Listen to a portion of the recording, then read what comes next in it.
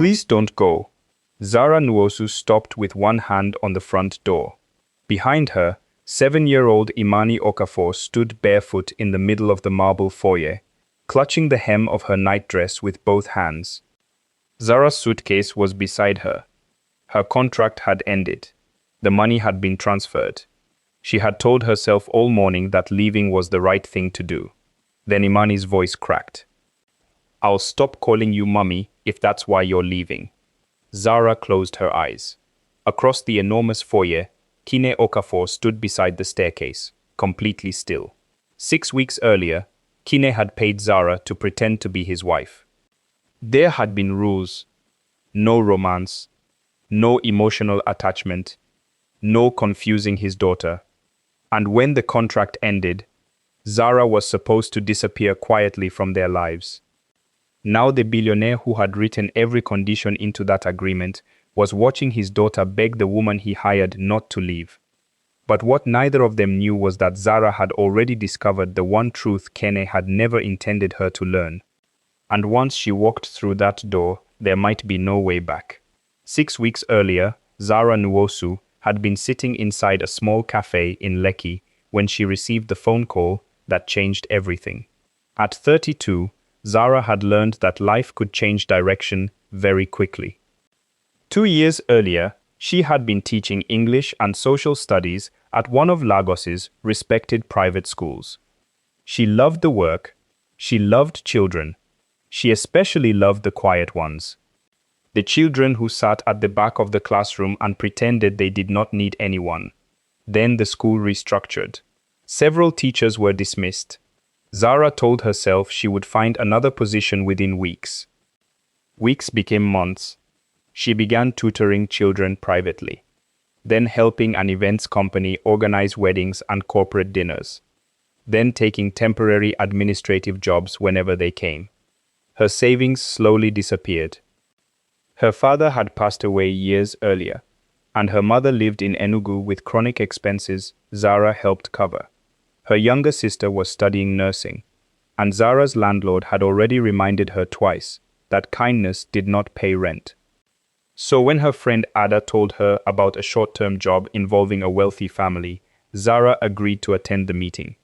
She assumed someone needed a private tutor. Instead, a black Range Rover collected her and drove through the gates of one of the most beautiful houses she had ever seen. The mansion sat near the waterfront in Ikoyi. Not flashy, not gaudy. Worse, it had the quiet confidence of serious money. Stone walls, floor-to-ceiling glass, a private garden, a swimming pool facing the lagoon. Artwork Zara was afraid to stand too close to. A housekeeper led her into a study. That was where she met Kene Okafor.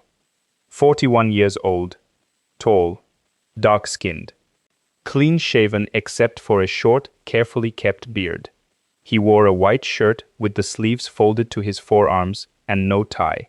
Even sitting down, he had the presence of a man accustomed to rooms becoming quiet when he entered. Zara recognized him immediately. Everybody in Lagos business circles knew the name. Kene was the founder and chief executive of Okafor Meridian Holdings, a luxury hospitality and aviation company that owned boutique hotels, private executive lounges, serviced residences, and a growing charter aviation business. He was wealthy enough that newspapers used words like empire. Zara took the chair opposite him. "You're Miss Nwosu." "Yes. You used to teach." "I still do. Just not in a school." Kenny studied her for a moment. "You were told this position involves my daughter." "Yes." That was not entirely accurate. Zara frowned. Kenny slid a folder toward her. She opened it. The first page contained her name. The second contained a confidentiality clause. By the third page, she looked up. "What exactly is this?" "I need you to pretend to be my wife." Zara stared at him. Nothing moved in his face. She waited for the joke. It never came. "You're serious?" "Yes." "No." Kene's eyebrow lifted slightly. "No? You've had 5 minutes to convince me to commit fraud in a designer living room." "No. It isn't fraud. It sounds very fraud adjacent. For the first time, a hint of amusement crossed his face. I need the appearance of marriage for 6 weeks. Why? Kene leaned back. My company is completing a merger with a family-controlled hospitality group based in Dubai. Their chairman believes executive stability matters. Zara blinked. He wants you married? He wants fewer headlines. That Zara understood. Kenny's name had appeared in gossip columns more than once after the death of his wife 3 years earlier. Private parties. Models. Women photographed leaving his home. A confrontation outside a club. Nothing criminal, but enough to create a reputation. Kene continued. My board is concerned, so are our partners. And you think renting a wife will fix your image? I'm not renting you. What do you call paying a woman to live in your house and pretend to love you? Kene paused. A professional arrangement. Zara laughed once. I'm leaving. The compensation is 30 million naira. She stopped. Kene said nothing else. 30 million. Zara hated how quickly her brain began calculating. Her rent, her mother's expenses, her sister's school fees, a deposit on a small apartment. Enough breathing room to start over. She slowly turned back. 6 weeks? 6. You expect me to attend events with you? Yes. Live here? Yes. Pretend we're married? Yes. And your daughter? That was the first question that changed Kane's expression. He looked toward the window. My daughter knows I'm not remarried. So what do I tell her? That you are staying temporarily. Why? She doesn't need more detail. Zara folded her arms. How old is she? 7. What's her name? Imani. And how does Imani feel about a stranger suddenly moving into her house? Kene's jaw tightened. I don't know. That answer bothered Zara more than everything else. You don't know? She doesn't say much. Zara closed the folder. What happened to her mother? She died. His tone changed enough that Zara did not ask how. Kene looked at the contract. There are rules, separate rooms, public affection only when necessary. No interviews without approval. You will not discuss company matters, and you will not involve yourself in decisions concerning Imani. Zara looked directly at him. That last rule sounds like it was written by someone who already knows he's a difficult father. Kene's eyes narrowed. You are unusually comfortable speaking to me like this. You haven't hired me yet. Silence. Then Kene said, 35 million. Zara stared. He did not smile. 3 days later, she moved into the Okafor residence. The first person she met was not Imani. It was Mrs. Ibele, the long-time housekeeper who had worked with Kene's family for 18 years. She showed Zara to a guest suite upstairs. Then she said quietly, Don't take Madame Imani's silence personally. Zara turned. How silent? Mrs. Ibele hesitated. You will see. She did. Imani came home that afternoon from a private school in Ikoyi. Tiny, beautiful, long braids tied neatly behind her, school uniform immaculate. She entered the house, hugged Mrs. Ebele, glanced at Zara once, and walked upstairs. No greeting, no question. No curiosity. Zara expected Kene to explain her presence at dinner. Instead, he was late. Imani ate alone at the long dining table. Zara sat opposite her. Imani kept her eyes on her plate. I'm Zara. No response. I'm staying here for a little while. Imani took another bite. Your father said you like books. Nothing. Zara nodded. Good. I hate books. Imani looked up. Zara shrugged. Too many words. The corner of Imani's mouth moved. Barely. But Zara saw it. What do you like? Zara asked. Imani stared at her for another second. Planes. Planes? My daddy has some. He owns planes? Imani nodded. Zara leaned closer. I'm suddenly more interested in your family. A tiny smile appeared. That was the first crack in the wall. Over the next week, Zara began noticing things. Imani had every material comfort a child could want. A private driver, a nanny, music lessons, a swimming instructor, a bedroom with a view of the lagoon, a playroom filled with expensive toys. But every evening around 6:30, she walked to one particular window upstairs. She stood there watching the driveway, waiting. Most nights, Kene came home after 9, sometimes later. Imani never complained. She just stopped waiting eventually. One evening, Zara found her still by the window at 8:15. "Your dad said he'd be home?" Imani nodded. "For dinner?" Another nod. Zara looked downstairs at the beautifully set table, then back at Imani. "What's tonight?" Imani stared out the window. "My school gave me an award." "For what?" "Reading." Zara smiled. "That's a big deal." Imani shrugged. "Mummy used to come for everything." The word landed softly. Zara sat beside her. "What was your mummy's name?" "Nika." "Tell me something about her." Imani looked shocked. Nobody had asked that. "She sang badly." Zara laughed. Imani smiled. "She used to sing in the car." "What songs?" "Old songs Daddy says are noisy." "Your father looks like someone who complains about music." Imani giggled. That evening, Kene returned at 10. He found Zara waiting in his study. "You missed dinner." "I had meetings." "Imani won an award." His face changed. "I know." "No. You knew there was an award. You didn't see her holding it." Kene placed his phone down. "You are here to fulfill a contract."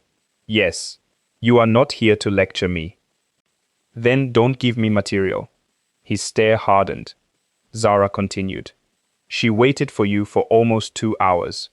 I provide everything that child needs. She didn't need a driver tonight."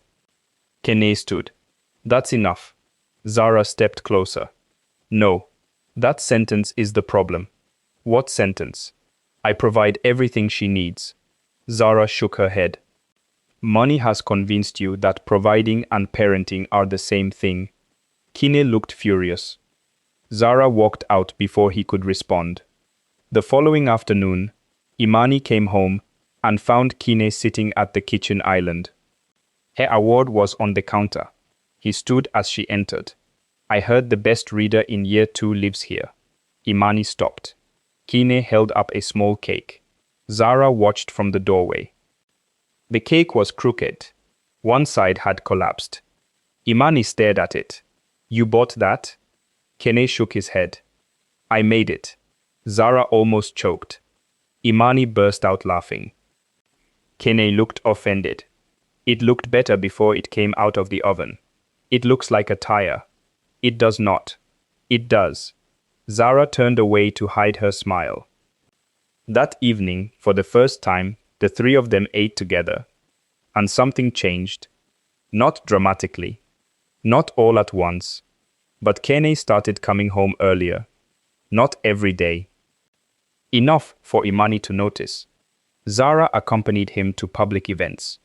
At a charity gala in Victoria Island, photographers shouted for Kene to put his arm around his wife. He did. Zara smiled for the cameras.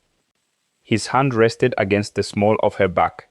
For some reason, neither of them moved immediately after the photographers finished. At another event, an older businessman congratulated Kene. "You finally found somebody who can control you."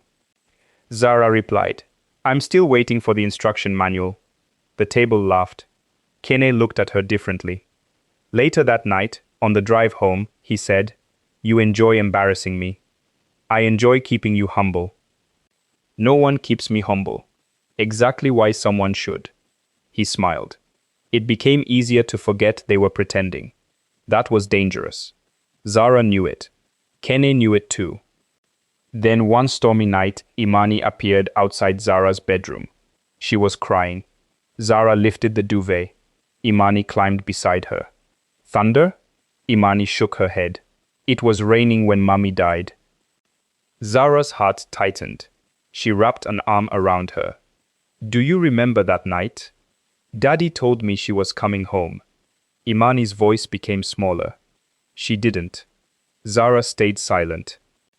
Daddy doesn't talk about her. Maybe it hurts him. It hurts me too. That sentence stayed with Zara. The next morning, she found Kene drinking coffee alone. You need to talk to Imani about Neka. He froze. No. She thinks you don't want to remember her. Kene's face hardened. That is private. She's your daughter. And Nika was my wife. Exactly. Zara lowered her voice. You're not protecting Imani from grief. You're teaching her to grieve alone. Kene stood. You know nothing about what happened. Then tell me. He stared at her. For a moment she thought he would. Instead, he left. That night, Zara found Kene and Imani on the floor of the family room. A photo album was open between them. Imani pointed at a photograph. Kene laughed. Then covered his face. Imani hugged him. Zara quietly walked away. For the first time, she admitted the truth to herself. This was no longer a job. She loved the little girl.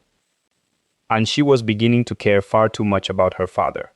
The lie collapsed during the 5th week. Kene's late wife's mother, Mrs. Ifeoma Nwankwo, arrived without warning. She was elegant, wealthy in her own right, and terrifyingly observant. Zara knew immediately that the woman did not believe the marriage. Ifeoma sat opposite her in the lounge. So where did you and Kene meet? At a dinner. Which one? Zara smiled. A long one. Ifeoma did not. Where did he propose? Zara's stomach tightened. Before she could answer, Kene entered. My mother-in-law does not conduct interrogations in my home. Ifeoma turned. I wouldn't have to if you stopped lying. The room went still. Zara looked at Kene. Ifeoma continued. You think a few photographs and a woman living here will convince everyone you've suddenly become a family man. Zara slowly stood. Kene's voice hardened. That's enough. No, it isn't. Ifeoma pointed toward the ceiling. My granddaughter has spent 3 years being raised by staff while you build hotels and fly around the world. She is my daughter. And I have filed for expanded guardianship because somebody needs to behave like a parent. Zara stared at Kene. Filed? He said nothing. Ifeoma looked at Zara. You didn't know? Zara's stomach dropped. That evening, she walked into Kene's study and placed the contract on his desk. You lied. Kene looked up. I withheld information. That is the language rich people use when they lie.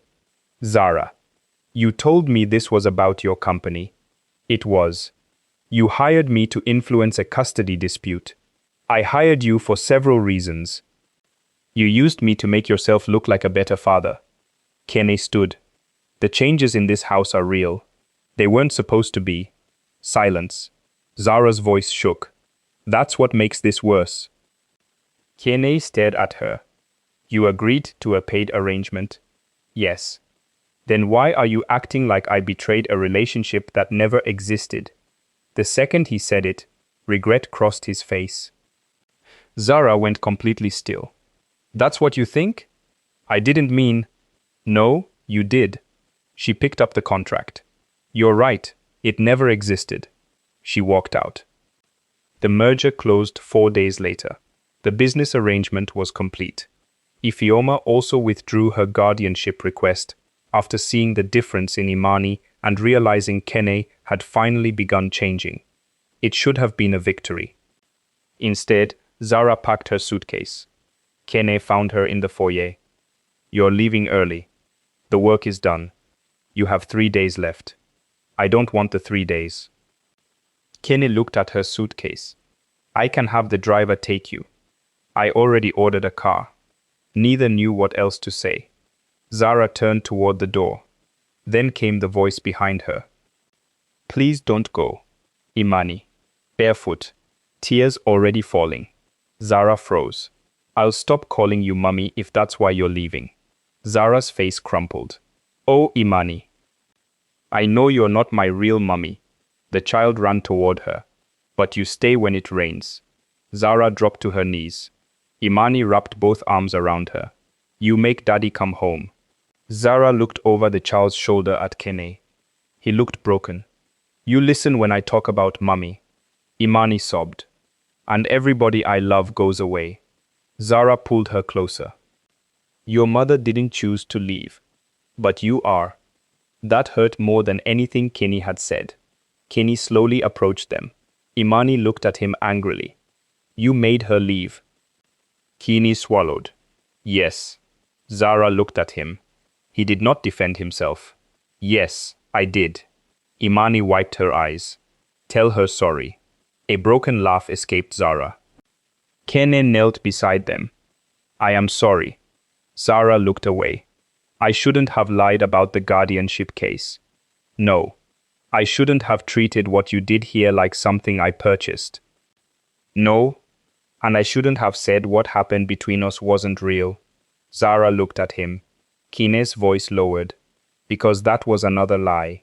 Imani became completely quiet. Ine continued.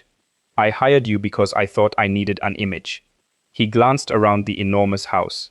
I thought if people saw a wife beside me, they would believe I had control of my life. He looked at Imani. But you came here and showed me how little control I actually had. Then he looked back at Zara. You gave my daughter back parts of herself I thought grief had taken forever. Zara's eyes filled. And you reminded me that coming home and being present are not the same thing. He paused. I don't want you to stay because Imani needs you. Zara said nothing. I want you to stay because I do. Silence filled the foyer. Zara looked down at Imani, then back at Kene. The contract is over. I know. No more arrangements. I know. No more pretending. Kene nodded. No more pretending. Zara took a breath. But I'm still leaving today. Imani's face fell. Kene looked surprised. Zara touched the little girl's cheek. I'm not disappearing. She looked at Kene. But if anything real is going to happen between us, it cannot begin while I'm living in a house you paid me to enter. Kene understood. For once, he did not argue. Zara left. And that was when Kene finally started doing the things money could not do for him. He began therapy with Imani. He cut his travel schedule. He stopped sending assistants to school events. He ate dinner at home. He visited Ifeoma and apologized without lawyers present. And when he wanted to see Zara, he called her himself. Not his assistant, not his driver, himself. Their first real date was not at one of his hotels. Zara refused. Instead, they ate grilled fish at a quiet restaurant in Lekki, where nobody cared who Kene Okafor was. He arrived 12 minutes late. Zara nearly left. He apologized. That impressed her more than the restaurant ever could. 3 months later, Imani had another school presentation. This time, Kene arrived before almost every parent. Zara came separately. When Imani saw both of them in the audience, her smile was so wide that Kene quietly reached for Zara's hand. This time there were no cameras, no contract, no audience expecting them to perform. Zara let him hold it. After the event, Imani ran toward them carrying a folded piece of paper. She gave it to Zara. On the front, written in large, uneven letters, were 6 words. Thank you for not leaving me. Zara covered her mouth. Kene looked over her shoulder. Imani frowned. Are you crying?